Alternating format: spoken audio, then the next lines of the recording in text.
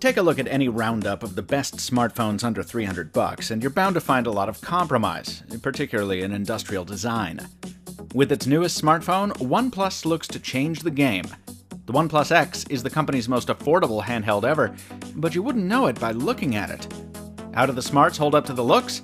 I'm Michael Fisher with Pocket Now, and let's find out in our OnePlus X video review.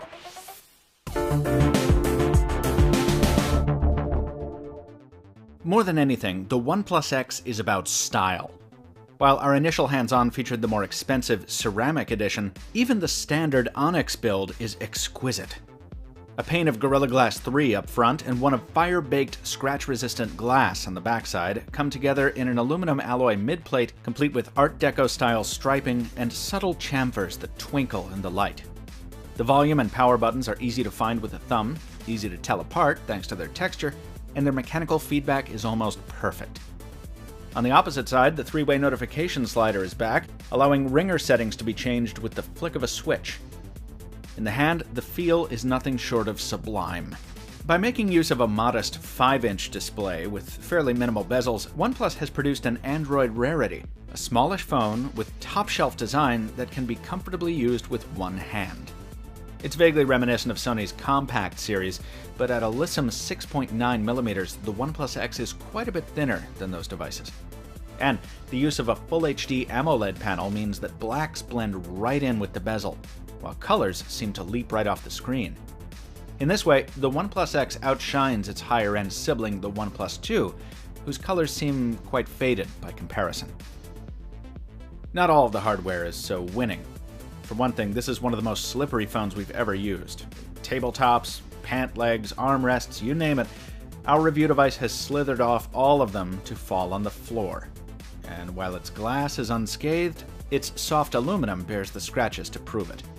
Also, the OnePlus X is an absolute magnet for fingerprints, and sadly, they can't be put to any practical use. There's no fingerprint scanner in sight.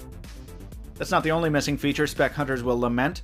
The phone uses an older Qualcomm Snapdragon 801 for its processor, backed up by just 16 gigs of storage, only 11.5 of which are user accessible. There's no NFC, so Android Pay is out, and while there's LTE baked in, bands 12 and 17 are not supported. And more on this in our test notes in just a minute. But OnePlus has built in some surprising pluses, too. 3 gigs of RAM, for one thing, which helps a bit with app shuffling, and a microSD expansion slot good for another 128 gigs of storage.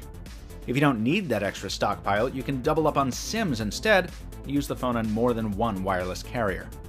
As we discovered with the OnePlus 2, this can come in quite handy. Speaking of the OnePlus 2, the OnePlus X software is almost identical.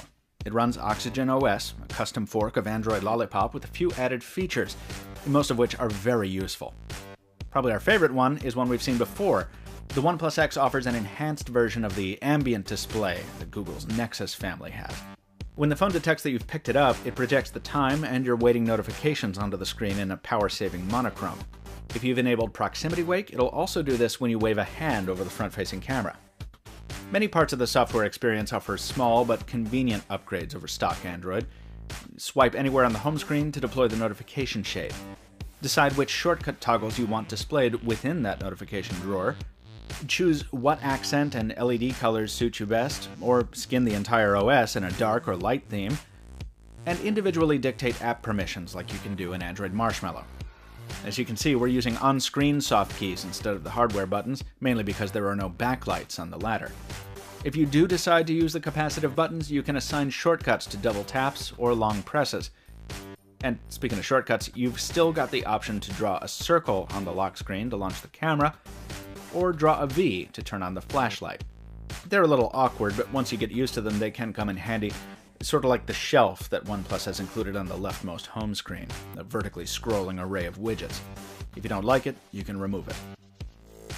On the whole, Oxygen OS remains one of our favorite Android flavors. Its added features are convenient at best and inoffensive at worst, and its cosmetic customizations do a nice job of complementing the beautiful hardware here. OnePlus tells us a Marshmallow update is coming sometime next year, but the company has yet to commit to a firm date. OnePlus has opted for a 13-megapixel Samsung ISOCELL camera for this phone, with an f2.2 aperture and no optical image stabilization. The result is adequate results in bright light, and that's about as good as it gets.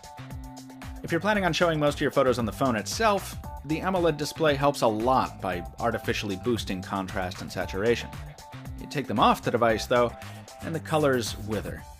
Zoom in and the detail falls apart, edges corrupted by digital grain. Brightly lit areas are often overexposed.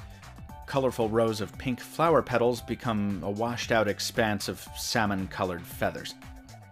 The lower the light gets, the tougher it becomes to gain and keep focus. Setting the phone to HDR mode helps it brighten very dim nighttime scenes, and using the resolution-enhancing clear image mode does add needed sharpness. But these are inconsistent workarounds.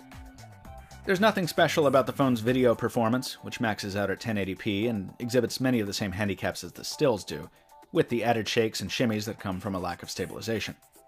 Selfie quality on the front-facing 8-megapixel camera varies significantly depending on lighting, but who's going to use this for professional glamour shots?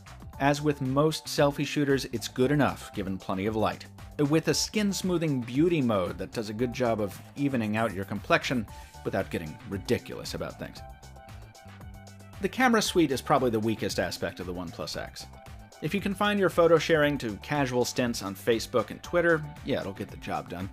But if you take even a small measure of pride in your smartphone photography, even, say, to an Instagram degree, you may want to look elsewhere.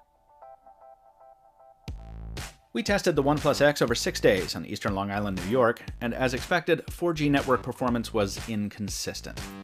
The lack of band 12 and 17 makes this phone incapable of using 700 MHz spectrum on either AT&T or T-Mobile, meaning we couldn't get LTE in many places, and AT&T even thought our phone was a 2G device at one point. The OnePlus X will not perform as well as phones custom-made for those networks. On the bright side, none of this affects voice quality. The OnePlus X brings a clear earpiece, and its 138-gram mass is no burden to hold up for a long call. The user experience and other fundamentals ranges from average to slightly below. The bottom-firing speaker is easy to accidentally block with a finger, and while it's usually loud enough, it's prone to raspy playback. Playing high-demand games like Asphalt 8 requires you to step down the graphics to medium at most. Anything higher results in so much choppiness as to render it mostly unplayable. Battery life is better than we expected given the smallish power pack, but it's nothing special. 4 hours of screen-on time over a 13-hour day was the most we were able to manage. 3 hours screen-on time is more typical. And finally, there's no quick charging here. No matter what kind of adapter we used, the OnePlus X charged at a plodding 1% per hour or less through its USB 2.0 port. The Onyx Edition OnePlus X will go on sale in the US on November 19th through OnePlus's invite system at a price of $249. If you're the type of buyer who prizes performance over physical allure, there are better options out there, including the OnePlus 2 for just $80 more. The OnePlus X was built for those who care more about beautiful presentation than raw capability. For $249, you can certainly find a smarter sidekick, but you're not likely to find a prettier one. We've got a lot more to say on the OnePlus X, folks, and it's all in our full written review at Pocket Now, linked in the description below. Click it and leave a comment there if you have some feedback for us. Otherwise, follow us on social media. Pocket Now is at Pocket Now. On Twitter, I am at Captain2Phones. Most importantly, thanks for watching. We'll see you next time.